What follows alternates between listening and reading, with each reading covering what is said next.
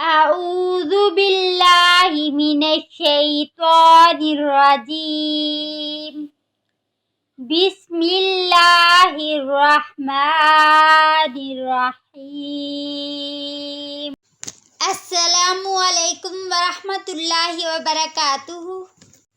Viewers, کیسی ہیں آپ سب؟ امید ہے کہ آپ سب اللہ کے فضل و کرم سے خیر و عافیت سے ہوں گے اور رمضان المبارک کی رحمتیں اور برکتیں سمیٹ رہی ہوں گے انشاءاللہ۔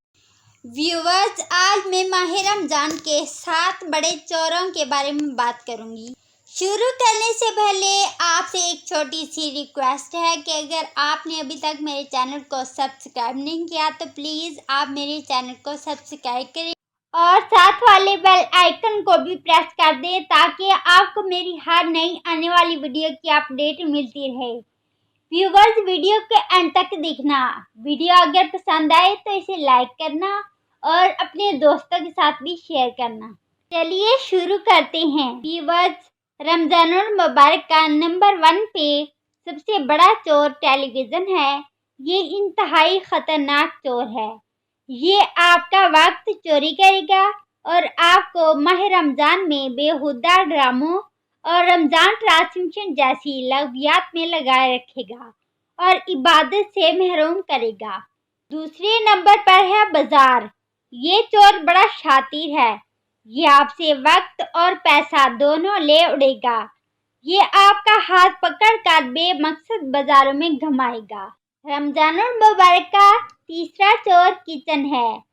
یہ چور خواتین کو ٹارگٹ کرتا ہے اور رمضان میں انہیں طرح طرح کے پکوانوں اور ریسیپیز کے پیچھے لگا کر تلاوت قرآن اور ذکر و اذکار سے محروم کر دیتا ہے۔ چوتھے نمبر پر ہے سحری کی تیاری۔ یہ بظاہر بزرگ چور ہے مگر یہ آپ کو آدھی رات سے پہلے ہی سحری کی تیاری پر لگا کر آپ سے تہجد، نوافل اور دعا کے موقع سب چھین لے گا۔ 5ویں نمبر پر ہے فیس بک۔ یہ چور بڑا پروفیشنل ہے۔ یہ ہر دم آپ کے ساتھ ہوتا ہے۔ یہ آپ سے نہ صرف آپ کا وقت چھین لے گا بلکہ آپ کو غیبت، دشنام، گالی گلوچ کا مرتکب کر کے چھوڑے گا۔ چھٹا ہے لوڈو گیم۔ یہ چور رمضان کے مہینے میں زیادہ تر دیہاتی علاقوں میں پایا جاتا ہے جہاں عموماً نوجوان فارغ ہوتے ہیں۔ یہ انہیں رمضان میں لوڈو گیم میں الجھاتا ہے۔ وقت کے ضیاع کے ساتھ ساتھ یہ باہم جھگڑا بھی کراتا ہے۔ 7واں چور ہے نیند۔ یہ چور ظاہری طور پر دیکھنے میں ذرا رسا نہیں ہے مگر یہ بہت چالاک ہے۔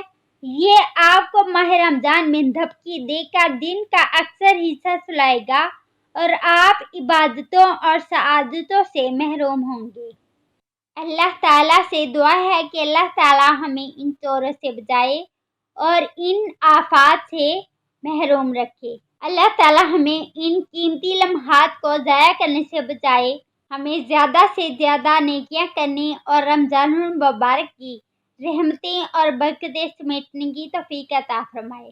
رمضان المبارک کی ان قیمتی گھڑیوں میں مجھے بھی اپنی دعا میں ضرور شامل رکھیں۔ اللہ حافظ۔ جزاکم اللہ خیرا کثیرا۔